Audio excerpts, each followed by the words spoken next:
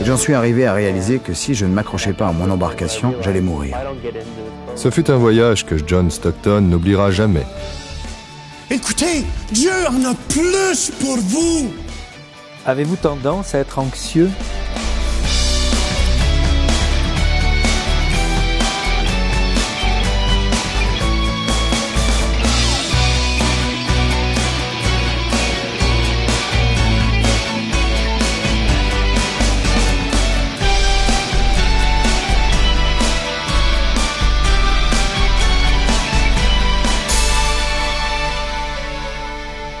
Les gens ne se rendent pas compte de la puissance de l'eau. En réalité, c'est incroyable ce que la puissance de l'eau peut faire. Il y avait beaucoup de vent et d'énormes vagues qui déferlaient sur moi les unes après les autres. Et j'en suis arrivé à réaliser que si je ne m'accrochais pas à mon embarcation, j'allais mourir. Ce fut un voyage que John Stockton n'oubliera jamais. Il commença par une simple envie de prendre la mer. J'avais besoin de repos. Et pour moi, le repos, c'était, vous savez, partir à l'aventure. C'est comme ça que je me recharge. À la recherche d'un peu de paix, de calme et d'aventure, John se rendit sur la grande île d'Hawaï. Là, il acheta un kayak dernier cri et s'engagea seul sur le vaste océan Pacifique. Le plan de John, ramer jusqu'à la côte ouest d'Hawaï, à partir de Kona, et camper en chemin. Les 3 premiers jours de ce voyage, le temps était plaisant, la mer calme. Ma prière était simplement « Seigneur, remplis cette journée des signes de ton amour. » Et vous savez, j'ai vu 2 raies qui plongeaient sous le kayak. Je les ai regardés filer sous l'eau. J'ai vu des poissons volants qui sautaient hors de l'océan comme des balles de mitraillette, des oiseaux qui volaient et toutes sortes de poissons. C'était merveilleux. Merveilleux, jusqu'au moment où une tempête s'approcha, ce qui ne présageait rien de bon. À ce moment, John était à près d'1 kilomètre de la côte, à quelques minutes de son étape suivante.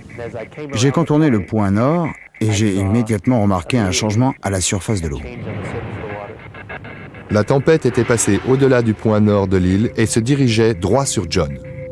Le vent commença à s'intensifier de plus en plus.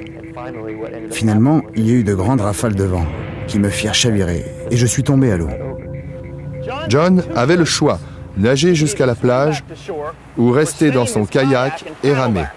Il choisit de rester dans son kayak. J'étais comme paralysé. Je ne savais pas quoi faire. Quel était le bon mouvement? Que fallait-il faire? Ça s'annonce vraiment mal. C'est tout ce qu'il faut pour un désastre. Et alors que je regardais vers la plage, je voyais que la lumière du jour commençait à baisser. Et je me suis mis à prier, « Seigneur, ce sera une longue nuit si je ne reviens pas. » Et j'ai senti que le Seigneur me disait, « Je te le dis clairement, tu vivras, tu ne mourras pas. » Ensuite, John vit un arc-en-ciel au loin. C'était la promesse de Dieu. Il devait s'accrocher. Là où il se trouvait, la mer était de plus en plus agitée. La nuit allait être longue et difficile. J'étais repoussé de plus en plus loin en mer. Vous savez, c'était des vagues hautes de 2 étages environ. Des vagues de plus de 6 mètres qui s'abattaient sur moi.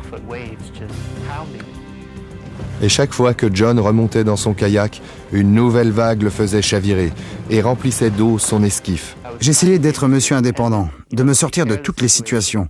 Mais c'était si terrible que je ne pouvais faire aucun progrès. Des heures plus tard, et maintenant à plus de 30 km des côtes, la tempête finit par se calmer. John s'en sortit avec son kayak, malgré les eaux infestées de requins. Pendant les 21 heures qui suivirent, John rama vers la plage. Cependant, il s'épuisait rapidement. J'ai commencé à me fâcher contre moi-même. Allez, ne veux-tu pas vivre? C'est ta chance. Tu as déjà parcouru toute cette distance, toute la journée. Vas-y. J'ai mordu sur ma chique et j'ai commencé à pagailler comme un fou, vous savez. Mais cela ne dura pas. Épuisé, John s'assoupit et son kayak dériva toujours plus loin des côtes. Lorsqu'il s'éveilla, il était brûlé par le soleil et désemparé. Je me suis dit, Seigneur, mes bras sont comme, vous savez, comme des spaghettis mouillés. Et je n'ai plus de force, plus aucune force dans mes bras. J'ai mal, je suis fatigué. Et j'ai dit, Seigneur, qu'est-ce que je fais? Et j'ai senti que le Seigneur me disait, continue à pagailler et utilise ton téléphone portable. John était si loin en mer qu'il pensait n'avoir aucun signal. En outre, sa batterie était faible. Mais aussi incroyable que cela puisse paraître, il obtint un signal. Il composa le numéro d'urgence et il parla à un opérateur secouriste. Il lui communiqua un minimum de détails et ensuite perdit la connexion. Cependant, l'opérateur fut capable de rassembler suffisamment d'informations pour lancer une mission de recherche. Lorsque le téléphone de John retrouva finalement un signal, il y avait un message qui l'attendait de la part du garde-côte, l'officier Justin Acosta. John le rappela directement.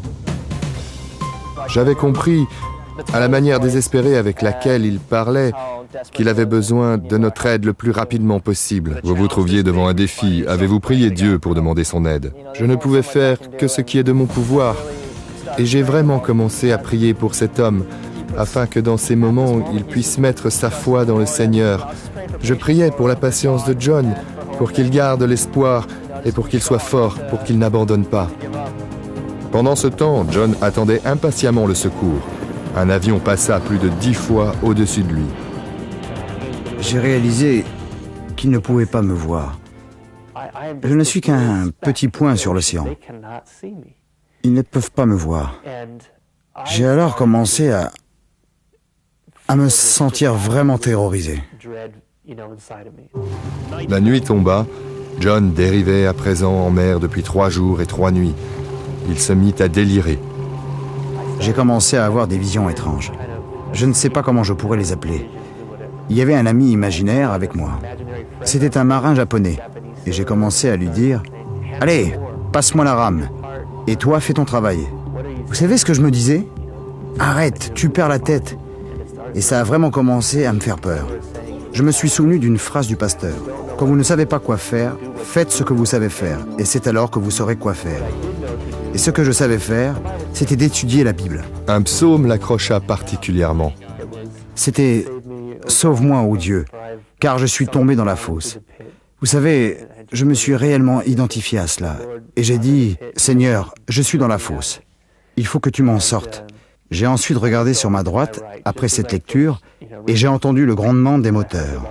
Et j'ai regardé, il y avait un avion qui pointait à l'horizon. C'était déjà le 5e jour du périlleux voyage de John. À présent, il se trouvait à plus de 120 km des côtes, le jour touchait à sa fin, lorsque l'opérateur radar Phillips demanda à son pilote de faire un dernier passage. Lui aussi avait demandé l'aide de Dieu. J'avais simplement prié pour qu'il me mette dans la bonne position, afin que je puisse trouver John. Et c'est ce que Dieu fit. Essayez de vous imaginer à quoi ressemble un kayak lorsque vous êtes à plus de 200 mètres d'altitude. Et puis tout d'un coup, je l'ai vu. Le soulagement envahit John lorsque les secouristes le sortirent de l'eau. Il fut emmené dans un hôpital où il fut soigné des suites de sa déshydratation, de son exposition prolongée au soleil et au vent et de ses brûlures. Plus tard, lorsqu'il enquêta au sujet des appels qu'il passa en pleine mer, il découvrit que mystérieusement, la compagnie téléphonique n'en avait aucune trace. Ils me dirent « Nous sommes désolés, monsieur, nous ne savons pas quoi dire. Nous n'avons pas enregistré d'appel, vous n'avez pas appelé. » Le garde-côte qualifiait la chose de miracle, le journal local également. Justin, Gary et John le savaient bien, eux. Lorsque Dieu est de votre côté, tout est possible. C'est un témoignage de la puissance de la prière. C'est l'œuvre de Dieu. C'est vraiment un miracle. Comme une ancre dans une mer agitée. Oh, l'amour du Christ me tient solidement. Mon Rédempteur ne m'abandonne jamais. Depuis cet épisode, John a eu le temps de réfléchir à son combat en pleine mer. Il réalise à présent que Dieu a toujours su où il se trouvait, à chaque étape de son voyage. Tout ce qu'il devait faire, c'était de s'en remettre à Dieu, de prier et de croire. Avant, j'étais totalement indépendant. Je ne comptais que sur moi. Maintenant, tout se fait dans la prière. Et pour moi, c'est ce que le Seigneur m'enseignait. Il m'enseignait ce qu'est la foi, l'espoir absolu des choses qu'on ne voit pas. L'espoir absolu, oui, l'espoir. On ne voit rien. Mais vous savez que Dieu est bon. Vous savez qu'il aime. Je le sais parce que j'étais dans le kayak. Je sais qui j'ai appelé. Je sais à qui j'ai crié. Je sais qui m'a délivré. Merci, Joe, pour ce beau témoignage. Sais-tu, Jean, qu'il n'y a rien d'impossible à Dieu, même un cellulaire qui ne fonctionnait pas, qui miraculeusement, je dis bien miraculeusement, se met à fonctionner. C'est juste Dieu qui peut faire ça. Il n'y a rien d'impossible à Dieu. Des fois, on pense que Dieu nous oublie. On est dans la mer de l'oubli. Oui. Mais Dieu nous oublie jamais, vous savez. Dieu est toujours là. Dieu connaît votre situation à la maison, là. Dieu n'est pas découragé en passant avec votre situation. Fait que remettez vos fardeaux aujourd'hui au Seigneur. Remettez, dites, Seigneur, je remets toute ma vie entre tes mains, Seigneur. Je te fais confiance, Seigneur, avec ma vie. Prends tout mon cœur. Amen, amen. Et si vous lui avez donné votre vie au complet, faites-lui confiance. Il a pris votre vie. Il a pris, Louise, votre vie. Puis le Seigneur dit aussi de dire à cette montagne qui est devant nous. Souvent, on a des montagnes de problèmes, que ce soit financier, que ce soit avec notre famille, que ce soit dans notre vie privée. Le Seigneur dit de parler à cette montagne et que la montagne va se déplacer. Alors, je vous encourage à le faire à la maison si vous avez besoin d'enlever une montagne, mais de commander dans le nom de Jésus à cette montagne de se déplacer.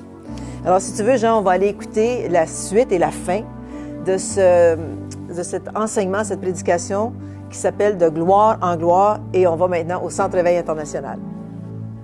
Écoutez, Dieu en a plus pour vous.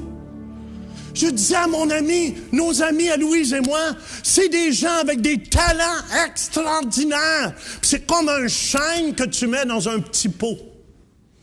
C'est ça la religion fait.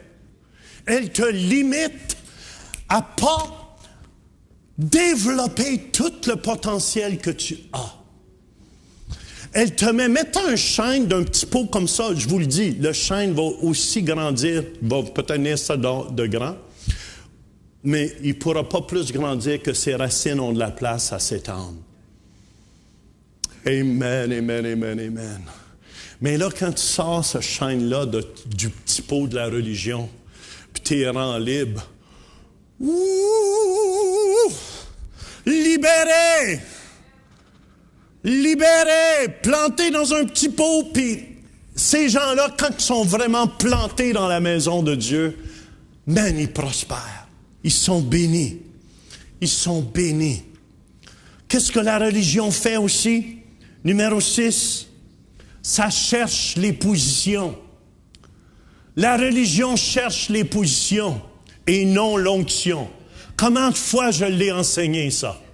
Amen, amen. Les gens se battent. Dans certaines églises, ils ont hâte que le pasteur meure pour avoir une chance de prendre place en avant. J'aime bien mieux être loin de Dieu, faire ce que je fais, à pas avoir de titre. Gardez-les, vos titres. J'étais pour dire quelque chose d'autre, mais je ne le dirai pas. Gardez vos titres, puis donnez-moi l'onction de faire ce que je fais. Amen. Parce que les scribes et les pharisiens, c'était des spécialistes là-dedans. Matthieu 23, 6, ils aiment la première place dans les festins et les premiers sièges dans les synagogues. Si je passe en avant, j'y vais pas. Mais viens pas. Moi, quelqu'un m'a déjà dit, pasteur, si je suis pas dans le comité, je sors de l'église. Ben, sors de l'église. Parce que tu ne me contrôleras pas. Tu ne manipuleras pas.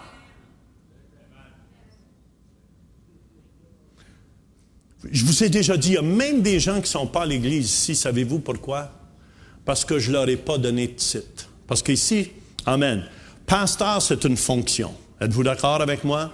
Amen. Mais ceux que je reconnais, comme j'appelle ministre Denise, ministre Jacqueline et les hommes de Dieu.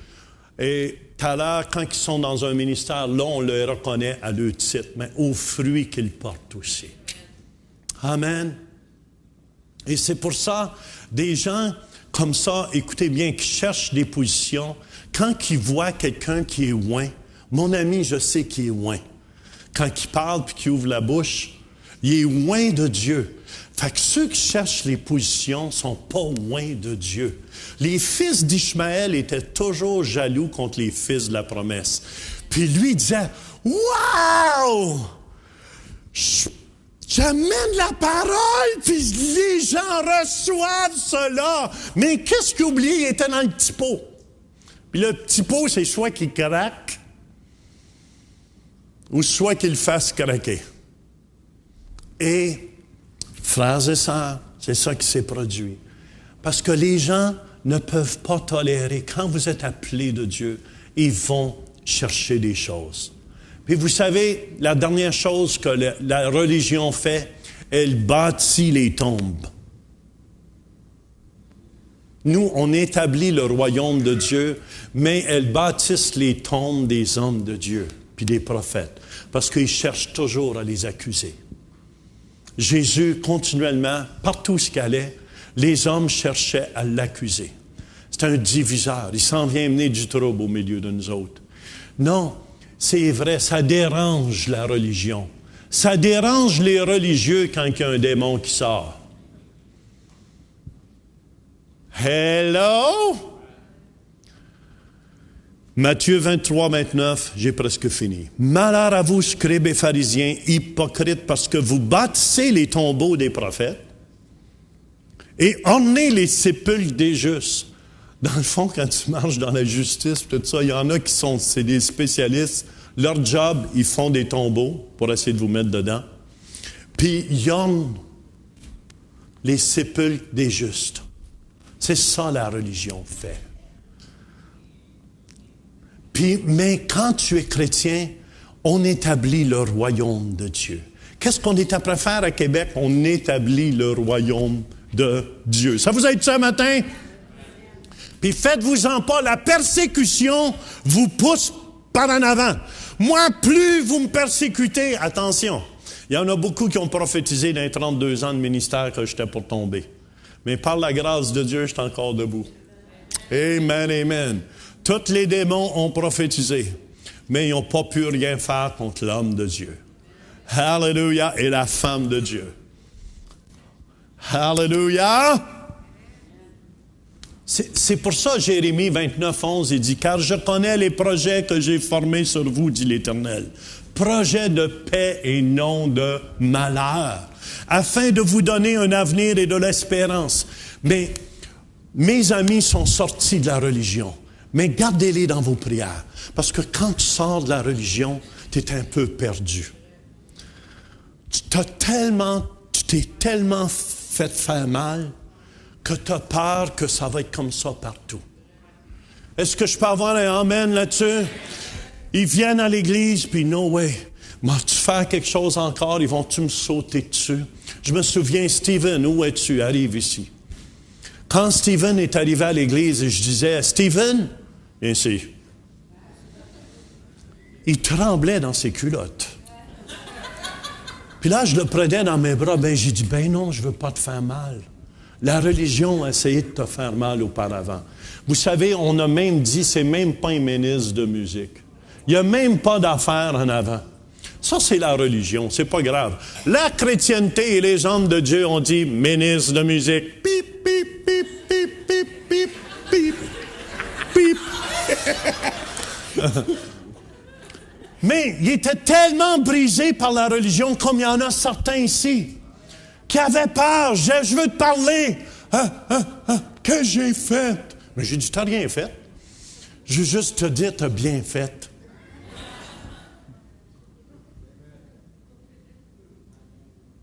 Je peux te savoir et amen. Voyez-vous la différence entre la chrétienté? Puis est-ce qu'on est béni d'avoir Stephen? Écoute, je commence à être jaloux. Ils applaudissent pas comme ça pour moi. Écoutez, c'est tellement important. Je sais qu'il y en a qui se sont fait faire mal dans le passé. Mais je veux vous dire ce matin, Dieu a des plans de bonheur pour vous et non de malheur pour vous. Amen? Je disais à certains de mes amis, vous savez, écoutez bien, j'ai été sur la route pendant des années et des années à proclamer l'Évangile. Je prêchais des fois 50 semaines par année, 6 soirs par semaine. Vous n'avez aucune idée c'est quoi. Aller d'une ville après ville en ville, pendant des années de temps. Ma femme, à la fin, on rentrait dans un hôtel d'une autre ville, puis à la fin, elle commençait à pleurer, parce que c'était dur. Avec nos 2 gars sur la route. On a payé le prix. On a payé le prix, frères et sœurs. Vous n'avez aucune idée. Mais quand tu es appelé de Dieu, tu es prêt à payer le prix. Puis écoutez bien, un architecte Wright a dit, on lui posait la question de tous les plans, parce qu'il avait fait des plans merveilleux. Il était architecte. De tous vos plans, quel est votre favori? Il répondit, le prochain. Regardez plus au passé. Regardez en avant. Dieu a des bons plans pour vous. Je le dis encore, je n'ai pas prêché mon meilleur sermon encore. Jean, ce qui m'a touché de cette série sur De gloire en gloire, c'est vraiment le fait que tu as beaucoup parlé de religion, comment la religion bloque notre relation avec le Seigneur et comment ça cause de la crainte et de la peur. Mais Louise, on le voit chez Stephen. Stephen, ça devient une loi. Une loi qu'on n'est jamais capable d'accomplir, Louise. C'est pour ça que Jésus est venu. C'est par la grâce qu'on est sauvé, pas par les bonnes œuvres. Parce que plus tu essaies de faire de bonnes œuvres, il y a beaucoup de gens, Louise, qui essayent de faire des bonnes œuvres, puis se sentent toujours condamnés, accusés. Et Stephen, le jour où il a accepté l'œuvre que Jésus a faite sur la croix pour lui, c'est là qu'il a été libéré, Louise. C'est la différence avec la religion et une relation. Puis moi, c'est pour ça que c'est important à la maison. Si vous n'avez jamais eu une relation avec Jésus, je vous dis qu'il est vivant. La parole de Dieu nous dit, lorsque vous êtes 2 ou 3, réunis en mon nom, il dit, je suis présent au milieu de vous. On est ensemble aujourd'hui. Si vous voulez, faites juste dire après moi, dites Jésus. Jésus. Je t'accueille aujourd'hui. Je t'accueille aujourd'hui. Je veux une relation avec toi. Je veux une relation avec toi. Je te demande pardon, Jésus. Je te demande pardon, Jésus. Pour tous mes péchés. Tous mes péchés. Je t'accueille. Je t'accueille. Comme Seigneur. Comme Seigneur. Et Sauveur. Et Sauveur. Amen. Amen. Vous voyez, c'est pas compliqué. On fait juste recevoir ce que Jésus a fait. Et si vous avez fait cette prière et vous étiez sincère, téléphonez-nous au numéro qui passe au bas de l'écran. Et moi, je vous dis, vous allez voir qu'il va y avoir des changements qui vont arriver. C'est important aussi que les gens qui ont accepté Jésus se nourrissent spirituellement. Alors, j'encourage les gens à aller sur notre site web, Jean, centreréveil.com. Il y a beaucoup d'enseignements là-bas, il y a beaucoup de choses que vous pouvez lire, qui peuvent vous encourager aussi. Il y a les émissions Réveil qui sont sur notre site web, vous pouvez les réécouter. Alors, on vous encourage à le visiter et de nous écrire aussi, email, nous écrire par la poste ou nous téléphoner. Ceux qui ont des requêtes de prière, on est là dans le fond. On n'est pas là pour faire un spectacle. On est vraiment là pour vous aider, Louise. On est vraiment là parce qu'on vous aime. Moi, je me souviens quand je n'étais pas aimable dans la vie, puis je marchais dans le péché, dans les ténèbres. Il y en a un qui m'a toujours aimé, et c'est Jésus. Et ce même Jésus vous aime aujourd'hui à la maison. Vous aime tellement qu'il a placé Louise et moi et toute l'équipe du Centre Réveil là pour vous aider. Puis tous les matins, on prie, Jean, puis on prie pour vos requêtes. Alors, faites-les parvenir par le site web et ça va nous faire plaisir de prier et d'intercéder pour vous. Puis répondez-nous en nous disant comment vous avez été répondu à vos prières. Oui, puis sachez qu'on vous aime et on va écouter, si vous voulez, ensemble Patrick Lascombe qui va partager des bonnes choses. Avez-vous tendance à être anxieux? Vous savez, l'anxiété, c'est une maladie du siècle. C'est une des maladies les plus répandues en France. Les anxiolytiques, c'est-à-dire les médicaments qui traitent l'angoisse, sont parmi les médicaments qui rapportent le plus d'argent aux compagnies pharmaceutiques. L'anxiété, c'est quelque chose. C'est à prendre au sérieux. Mais si on réfléchit un tout petit peu, l'anxiété, au fond, c'est une forme de peur. Vous savez, dans l'échelle, il y a la peur. La peur, c'est quelque chose qui a un objet. J'ai peur de quelque chose, j'ai peur d'un serpent, j'ai peur des araignées, j'ai peur des ascenseurs. J'ai peur de quelque chose qui est là. La menace est là, visible, tangible. L'anxiété, à la différence de la peur, c'est une peur qui n'a pas d'objet. C'est souvent quand on dit « et si ?» Et si jamais ma conjointe mourait, ou si jamais mes enfants avaient un accident, et si j'avais pas assez d'argent à la fin du mois. Donc l'anxiété a quelque chose de particulier, c'est qu'il n'y a pas d'objet. Et pourtant, c'est bien réel d'être anxieux. On se sent mal. D'ailleurs, même si on se sent mal au niveau de son propre corps, on parle d'angoisse. La différence entre l'anxiété et l'angoisse, c'est que l'angoisse, on la ressent dans le corps. Il y a des symptômes physiques. Ça peut aller jusqu'à la crise de panique, jusqu'à l'étouffement, jusqu'à transpiration, jusqu'à le sentiment de mort imminente. L'anxiété, je vous ai dit, ça a quelque chose qui n'a pas d'objet. L'anxiété, ça vient d'une capacité qu'on a de toujours vouloir contrôler son environnement. On veut contrôler son environnement. Et il y a des gens qui auront tendance à plus contrôler leur environnement que d'autres. Si je remplace la question « moi je m'inquiète d'eux » par « qu'est-ce que je cherche à contrôler là dans ma vie ?»